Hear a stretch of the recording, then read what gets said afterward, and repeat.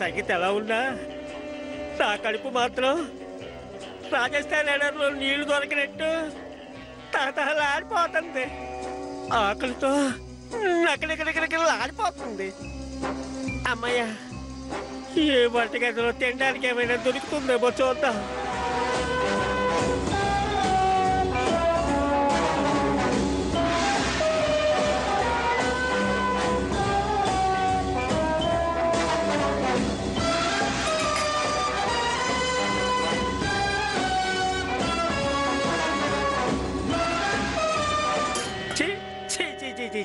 అన్నీ ఊడ్చేశారు.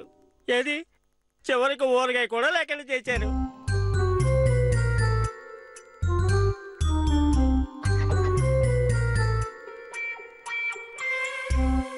పంచదార చచ్చిలోడికి వచ్చిందే కట్నం. ఈ పంచదార తిని కడుపు నింపుకుందాం.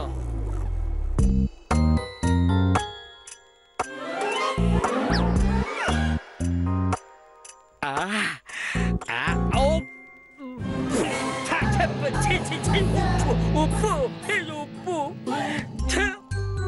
పంచదార అనుకుని మోసపోయాను. నేను అటులనే మోసపోతున్రా అర్భక.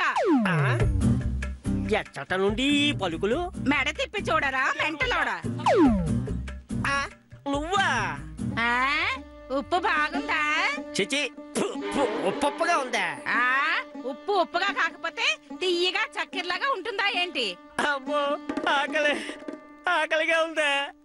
నాకు అలాగే ఉందిరా. ఇప్పటిదాకా బిందె నీళ్లు తాగాను, అయినా ఆకలి తీరలేదు. ఆకలితో ఈ రాత్రి గడిచేది ఎలాగే? అదే నాకు అర్థం కావడం లేదురా. ఒక పని చెయ్యి. ఏంటి? అన్నం వండు. అన్నం చాలా? లేకపోతే చేపల పులుసు, రొయ్యల వేపుడు, చికెన్ ఫ్రై ఇవన్నీ కావాలా? కుదిరితే చూడు, చక్కగా తినేద్దాం. మొహం చూడు మొహం. అయితే ఏం చేద్దామే మరి? ఇదిగో, నువ్వు అటు తిరిగి దండం పెట్టుకో, నేను ఇటు తిరిగి దండం పెట్టుకుంటాను. భగవంతుడా,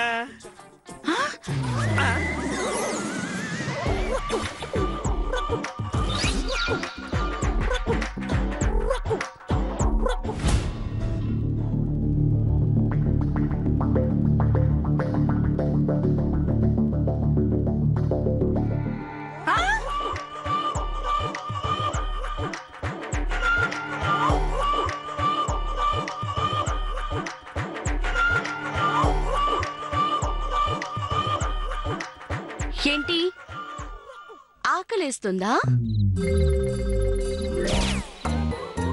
ఈ ప్రపంచంలో అతి పెద్ద తప్పేంటో నీకు తెలుసా? ఆకలితో ఉన్న కడుపుని మార్చుకోవడం. అబ్బే, మాకేం ఆకలి లేదమ్మా. కడుపులో ఎలకలు పరిగెట్టడం లేదు.